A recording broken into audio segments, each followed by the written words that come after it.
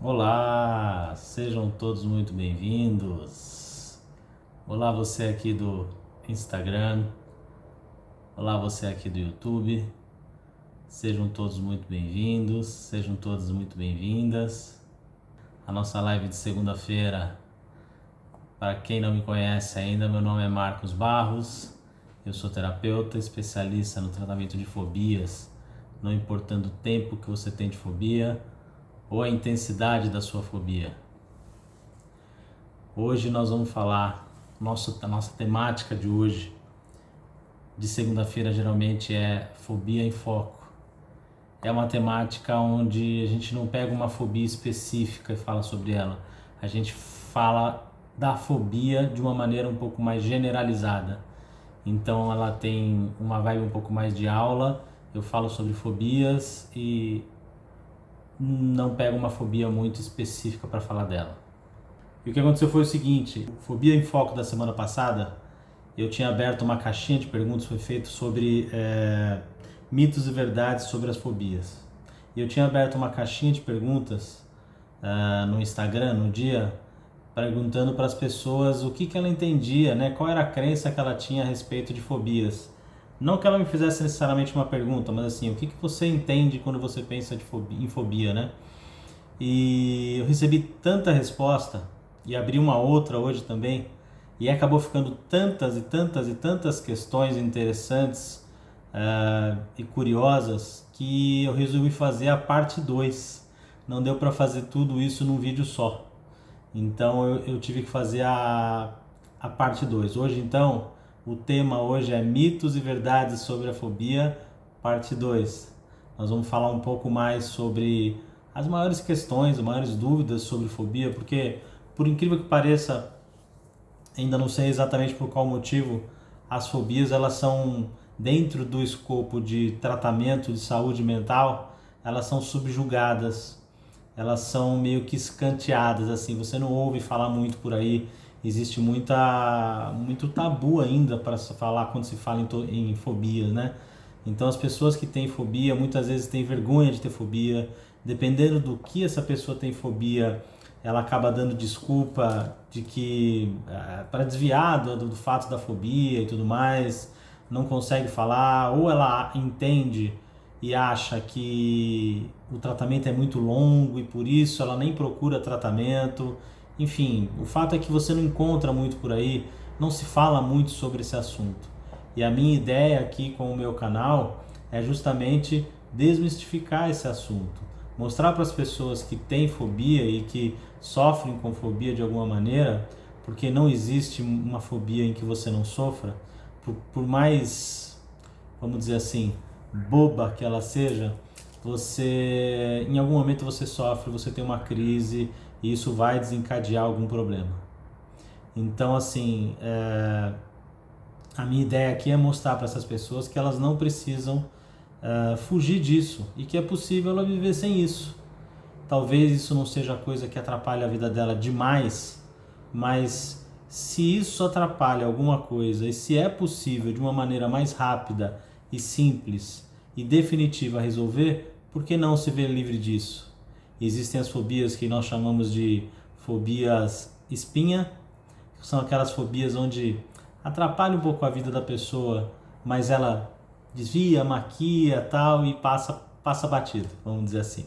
E ela vive anos e anos e anos e anos com isso e talvez às vezes uma vida inteira sofrendo com isso desnecessariamente. Pode não ser um sofrimento muito grande, mas é um sofrimento e que ela não precisava viver com isso. E existem também as fobias que nós chamamos de fratura exposta. São as fobias em que a pessoa vive essa fobia diariamente.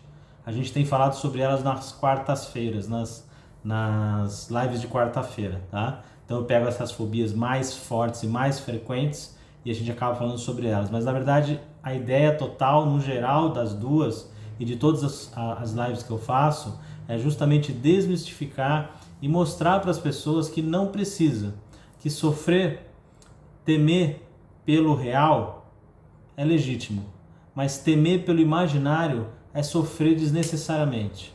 Então, tirar essa crença de terapia longa ou algo do tipo.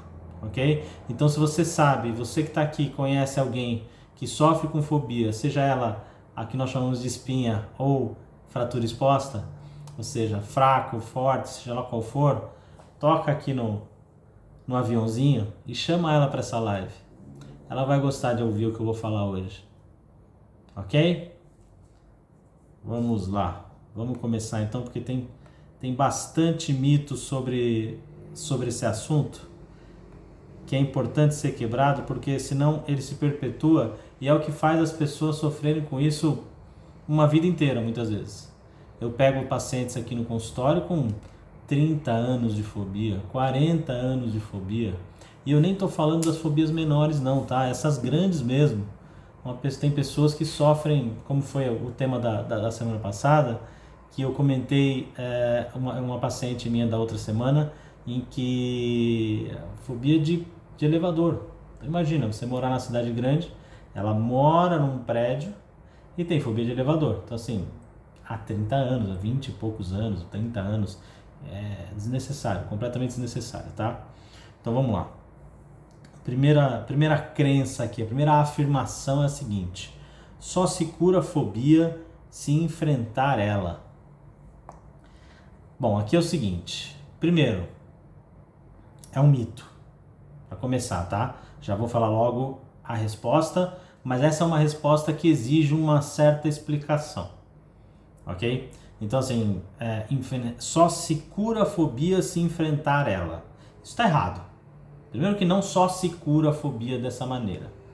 Segundo que enfrentar a fobia, na minha opinião, só a faz piorar. Eu já vou explicar por quê. Agora, o que acontece também é que existe uma linha de tratamento chamada terapia cognitivo-comportamental, que é muito utilizada pelos psicólogos, é uma das mais estudadas recentemente na área da psicologia, em que uma das abordagens dessa terapia, quando se fala em fobia, é uma espécie de dessensibilização, onde o terapeuta faz como se fosse uma exposição gradual ao objeto fóbico.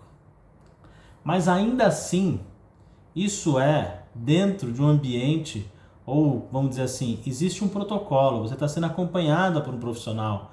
Você não pode chegar e simplesmente enfrentar. Ou seja, essa afirmação, só se cura a fobia se enfrentar ela, não é a mesma coisa. A pessoa quando diz isso, ela não quis dizer o que a terapia cognitivo-comportamental diz. São coisas diferentes. Apesar de a terapia cognitivo-comportamental, ela promover esse enfrentamento gradual. Ainda assim, existe um método, existe um profissional acompanhando, existe uma técnica, enfim, um protocolo. Não é a mesma coisa. Imagina que você toma um remédio controlado há muitos anos, né? E aí que de repente você decide parar o remédio. Tá certo fazer isso? Com certeza não. Todo mundo sabe que não é assim que funciona quando você toma um remédio controlado há um certo tempo, e ninguém deve parar o remédio do nada, do dia para a noite. Isso provavelmente vai causar danos, o corpo vai sentir essa necessidade, vai dar os efeitos colaterais. Geralmente o que acontece? A gente procura o nosso médico, conversa com ele e ele tem todo um programa de desmame desse medicamento, seja lá para que seja. Mas é um medicamento em que já vem sendo usado, de uso crônico e tudo mais. Você não deixa de tomar um medicamento bruscamente. O seu corpo vai reagir e geralmente de maneira muito negativa. Então, o mais correto seria você conversar com o seu médico e aí, junto com ele, dentro de um programa acompanhado, você vai desmamando esse medicamento até que você pare de tomar o medicamento. Na fobia, a mesma coisa. A fobia, você não pode chegar simplesmente, tem muita gente que faz isso, tá?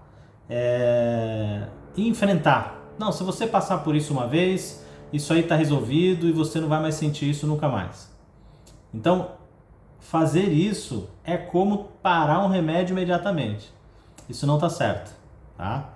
Agora, com relação à terapia cognitivo-comportamental, que é esse enfrentamento gradual, na minha opinião, também pode funcionar?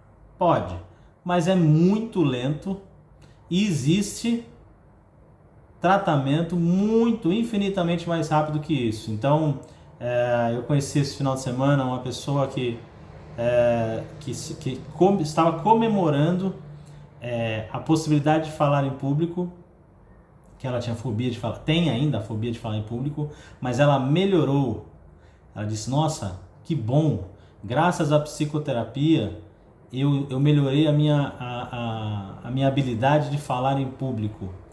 Aí perguntei, mas quantos anos você faz a sua psicoterapia? Ela faz, eu faço há 8 anos. Falei, gente, não faz sentido, entende? Faz 8 anos que a pessoa faz a psicoterapia para falar em público e ainda não melhorou. Aliás, ela não curou nada. Ela melhorou e já está comemorando isso. Então veja como na área da saúde mental, do tratamento mental, existe uma espécie de tabu, assim. A impressão que eu tenho é que as pessoas estão... isso foi normalizado, o tratamento ser demorado está uma coisa normalizada, está tudo bem. 8 anos é comemorado, porque, nossa, as pessoas vivem a vida inteira com isso. E isso definitivamente está errado. Não é assim que funciona. Existem tratamentos muito mais rápidos e muito mais eficientes, com pouquíssimo tempo e muitas vezes em uma única sessão. Pensa comigo, 8 anos de tratamento para você melhorar, nem resolveu a coisa, só melhorou. Então veja, não faz sentido. E a ideia é justamente essa, é desmistificar para as pessoas entenderem que não precisa ser demorado, não precisa sofrer por tanto tempo. É possível resolver isso. E vou te falar num prazo máximo de 30 a 60 dias, no máximo, quando se fala em fobias, no máximo em 30 a 60 dias, mas 8 anos não, né, gente? Então, essa primeira afirmação, só se cura a fobia se enfrentar ela, é completamente mito. Num geral, existe a possibilidade, inclusive, de você piorar a sua fobia, ok? Porque pensa o seguinte, a sua mente inconsciente, que é aquela parte da nossa mente mais automatizada, em algum momento da sua vida, ela associou o objeto fóbico ou a experiência fóbica com a emoção da fobia, vamos dizer assim, da ansiedade ou da angústia muito grande, certo? Então, a mente subconsciente ou a mente inconsciente, como ela não está enxergando o que está acontecendo aqui fora, ela não sabe a diferença entre real e imaginário, toda vez que você imagina a situação ou o objeto fóbico, ela já tenta te proteger imediatamente. Agora imagina que ela tem uma crença, que você tem uma crença em que aquele determinado objeto ou aquela situação, ela traz uma emoção negativa para você, ela é perigosa ou ela é nociva para sua vida. Aí você vai lá e procura enfrentar essa situação. E daí qual que é o resultado disso? Mais uma experiência negativa.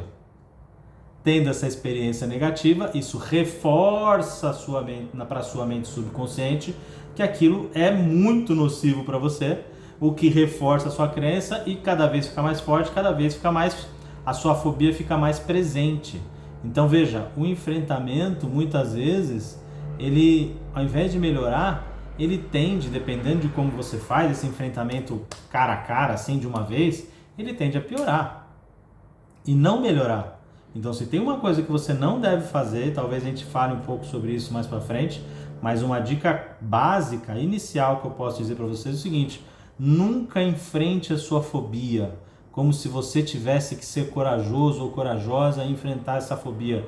Não, a sua fobia é automática, você não escolheu ter essa fobia. Existe método para isso, existe uma maneira de você resolver isso sem que você precise enfrentar isso. Isso não é um medo injustificável. Existe toda uma engenharia ali dentro na sua mente para que isso funcione. A sua mente tentando te proteger. Para a sua mente subconsciente, isso faz todo sentido. Ok? Então, enfrentar a fobia, definitivamente mito. Ok? Segunda afirmação. Fobia e síndrome do pânico são a mesma coisa. Fobia e síndrome do pânico são a mesma coisa. O que vocês acham com relação sobre isso? Bom, de cara, não, né? São patologias diferentes, porém é mais uma resposta que precisa de uma explicação. São patologias diferentes, não é a mesma coisa, tá? Então, fobia é uma coisa, síndrome do pânico é outra. O que acontece muito é que os sintomas, os sinais e os sintomas, eles são muito parecidos. Então, uma pessoa que sofre com fobia e uma pessoa que sofre com síndrome do pânico, elas têm sinais e sintomas muito parecidos, mas uma diferença crucial entre síndrome do pânico e fobia é a fobia. Para que você caracterize a fobia ela te causa a sensação, os sinais e sintomas só quando você imagina aquele objeto fóbico ou a experiência fóbica, ou quando você tem contato com aquele objeto fóbico ou a experiência fóbica. Caso contrário, ela não vai acontecer. Então vou dar um exemplo aqui. Você tem uma fobia, que eu falei a semana passada, a fobia de elevador. Só que você mudou para fazenda, para um lugar de fazenda, de mato, você, ao seu dia a dia, enfim, você está de home office ou você já se aposentou e você não tem mais necessidade de vir para a cidade. Então qual é a chance de você pegar um elevador durante um mês assim? É muito pequena. Então assim, essa pessoa vai passar meses e meses e às vezes até anos sem sentir absolutamente nada. Ela vai, como ela já sabe que ela tem a fobia de elevador, provavelmente ela vai evitar pensar muito nisso, imaginar e tudo mais. E então ela consegue passar muito tempo mesmo, sem sentir nada. Então ela continua tendo. A próxima vez que ela tiver contato ou que ela imaginar, a sensação vem toda de novo, a crise de, vamos dizer assim, crise de pânico aparece novamente, tá tudo lá. Só que como ela não tem contato com o objeto fóbico ou com a situação fóbica, isso não é disparado. Diferente da síndrome do pânico. Por que as pessoas que têm síndrome do pânico, elas estão constantemente em alerta, elas estão constantemente com medo, elas estão constantemente, não saem de casa, enfim. Existe uma questão muito mais, vamos dizer assim, afeta um pouco mais o social dessa pessoa. Por quê? Porque a síndrome do pânico é o disparo a qualquer momento, sem aviso prévio. Não existe um gatilho, não existe um motivo para que você sinta isso. De repente a síndrome acontece e você tem todos os sinais e sintomas de pânico, tomando um café da manhã muito tranquilo, ou no trânsito, ou enfim. E aí a sua mente racional, consciente, muitas vezes tenta justificar essa crise. Ah, não, eu tenho crise porque tal pessoa aconteceu isso aqui, ou porque eu briguei com alguém, ou porque eu terminei o meu casamento, ou depois que meu pai morreu, enfim. E aí isso é só uma justificativa. Então, assim, vejam, a diferença, a fobia e a síndrome do pânico não são a mesma coisa. Porém, os sinais e sintomas são muito parecidos. Você tem vamos dizer assim, que você quando tem a fobia e você se depara com um objeto fóbico, você tem uma crise de pânico, uma crise de síndrome do pânico. Só que para que seja fobia, você precisa ter o motivo, ter o gatilho. Na síndrome do pânico, isso acontece de maneira aleatória, ou seja, é mais desesperador ainda, porque você não sabe. Tem um inimigo, é como se tivesse uma pessoa com uma arma na sua cabeça, só que você não está enxergando. Não existe ninguém aqui fora. O ladrão está lá dentro da sua cabeça. Entende? A qualquer momento ele pode atirar. Então a sua mente fica tentando te proteger de algo que para ela existe, mas que aqui fora não existe. E isso é enlouquecedor. Né? Então essa é a diferença. Não muita gente acredita de que a fobia e a síndrome do pânico são a mesma coisa, porque quando ela presencia uma pessoa tendo fobia, é muito semelhante assim à síndrome do pânico, em termos de sinais e sintomas, mas elas são patologias completamente diferentes. E eu já ensinei vocês aqui a diferenciar uma coisa da outra, ok? Vamos lá. Terceira afirmação.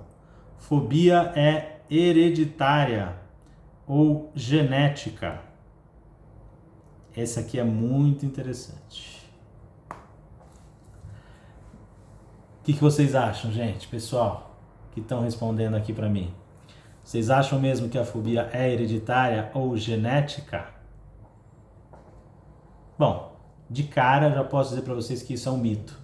Óbvio que a fobia não vem através, não tem fator genético para a fobia. Não existe hereditariedade para a fobia.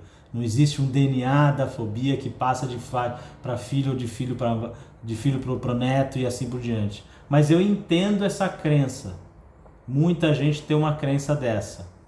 Porque eu já conheci, e não é incomum, tá? De, por exemplo, a avó ter fobia de alguma coisa, a mãe tem fobia da mesma coisa e a filha desenvolve fobia para a mesma coisa. Ou seja, 3 gerações ou 2 gerações terem a mesma fobia. E isso dá uma impressão, e as pessoas até chegam aqui no consultório dizendo que, não, eu tenho uma fobia genética. A minha fobia é genética, porque a minha mãe também tem, porque a minha avó também tinha.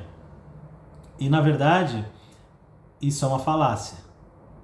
O que acontece é o seguinte: muitas fobias são instaladas na nossa primeira infância. Muitas. Não só fobias, mas aqui no caso nós estamos falando das fobias, tá? Então, como muitas fobias são instaladas na nossa primeira infância, é muito comum que os nossos pais, na nossa primeira infância, quem foi criado com seus pais, assim, direitinho, não foi criado pelos avós, isso acontece com avós também e tudo mais. Eles são a nossa maior autoridade, eles são os nossos maiores heróis. Eles são a nossa maior, vamos dizer assim, a nossa maior figura de autoridade, assim, de força, de coragem. Eles determinam tudo. Então você imagina uma criança que presencia o seu pai ou a sua mãe tendo uma crise de fobia. Então assim, minha mãe tem fobia de lagartixa, por exemplo. E aí de repente vocês se vê numa situação onde tem uma lagartixa e sua mãe entra em pânico, tem uma crise de pânico naquele momento. Na cabeça daquela criança, ela imagina o seguinte: se a minha mãe, que é a pessoa mais corajosa que eu conheço, tem medo desse bichinho, o que será que esse bichinho é capaz de fazer comigo? Então isso pode gerar um trauma e essa criança desenvolver uma fobia. Mas isso não tem nada a ver com gene, com problema genético ou hereditariedade. Isso tem a ver com programação, com experiência vivida.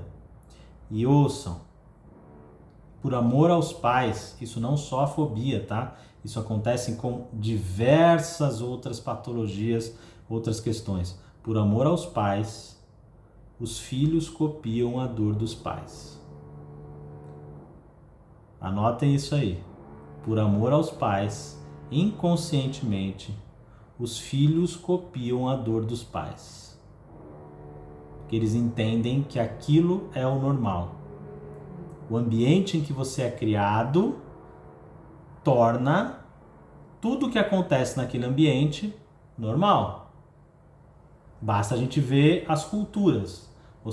Para quem tem a possibilidade de viajar para outros países, você vê crianças comendo coisas que nós não comemos, tendo reações a determinadas situações que nós não temos. Por quê? Isso depende do ambiente em que ela foi criada, ao conjunto de crenças que ela criou. E os filhos tendem a seguir os pais, inclusive na dor. Ok? Então, a fobia não é hereditária, a fobia não é genética. Mas é muito possível o filho, uma filha, desenvolver a mesma fobia que seu pai ou sua mãe. É muito comum isso acontecer, mas não tem nada a ver com hereditariedade. Você trata um, você trata o outro da mesma maneira. Ok? Vamos lá. Fobias são problemas de crianças. Fobias são problemas de crianças? Eu falei um pouco sobre isso agora. Muitas fobias são. Uma boa parte delas são, tá? Mas não são todas. Existem adultos, adolescentes que desenvolvem fobia na fase da adolescência ou na fase adulta, depois que sofre algum trauma. Porque para que você tenha fobia, você precisa passar por um trauma, né? Então, só que trauma, qual que é a questão do trauma? O trauma depende da idade que você tem, da interpretação que você dá para o trauma. O trauma por si só nem existe. O trauma é a interpretação que você dá para algum determinado evento, certo? Então, assim, você precisa ter o trauma para ter a fobia. E esse trauma pode acontecer tanto na infância, como na adolescência, como na fase adulta. E eu já conheci idosos que me procuraram para tratamento que falaram, olha, uma senhora de 60 e poucos anos que desenvolveu uma fobia depois que o marido dela morreu, depois que ela ficou viúva. O marido dela tinha morrido há 2, 3 anos atrás, então veja, ela com 59 anos foi desenvolver uma fobia. Ela até falou, ela até brincou comigo, eu agora depois de velha fui começar a ter dor no joelho, fui começar a ter fobia, enfim, isso pode acontecer. É uma espécie de estresse pós-traumático, vamos dizer assim. Tá? Então ele pode ser confundido. Assim como a fobia pode ser confundida com a síndrome do pânico, certas fobias são confundidas com estresse pós-traumático, porque o mecanismo é muito parecido. Só que na verdade, de verdade, se a gente pensar bem, tanto faz o diagnóstico que você tem. O que importa na terapia é a solução. A terapia que eu faço, a parte da terapia que eu desenvolvi, ela é focada na solução do problema. Então, se você fala para mim que você tem síndrome do pânico, se você fala para mim que você tem fobia, se você fala para mim que você tem transtorno pós-traumático, para mim é a mesma coisa. Eu quero saber o seguinte, o que é que você tem? Como você gostaria que fosse? Como você queria ser? O que você queria não ter? É basicamente isso. O que você sente hoje que você gostaria de não sentir? E a partir daí a gente trata. Essa coisa de diagnóstico, o psicodiagnóstico, ele é coisa para o médico, ele é coisa para o psicólogo. Para o terapeuta, para mim, o que importa é o que você sente. Se você deixar de sentir isso que você sente, você se considera bem? Você se considera curada? Sim.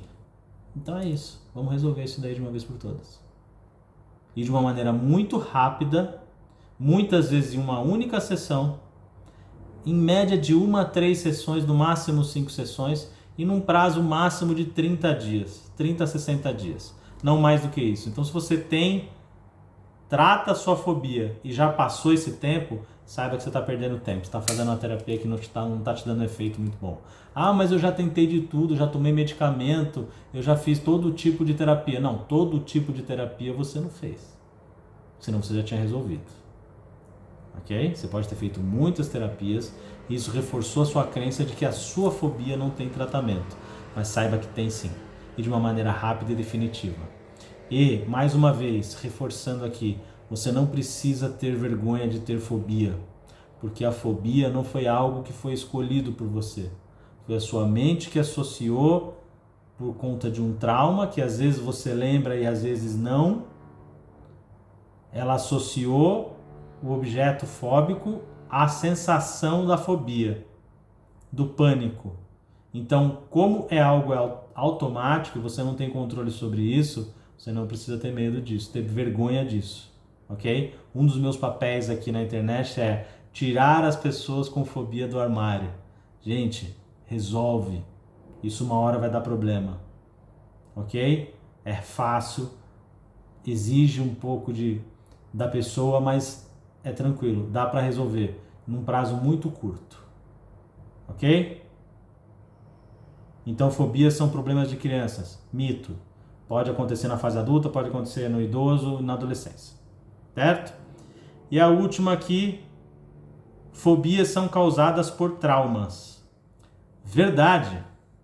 Primeira de todas as afirmações, desde o Mitos e Verdades 1, e hoje nós estamos fazendo o Mitos e Verdades 2, a primeira vez, se eu não me engano,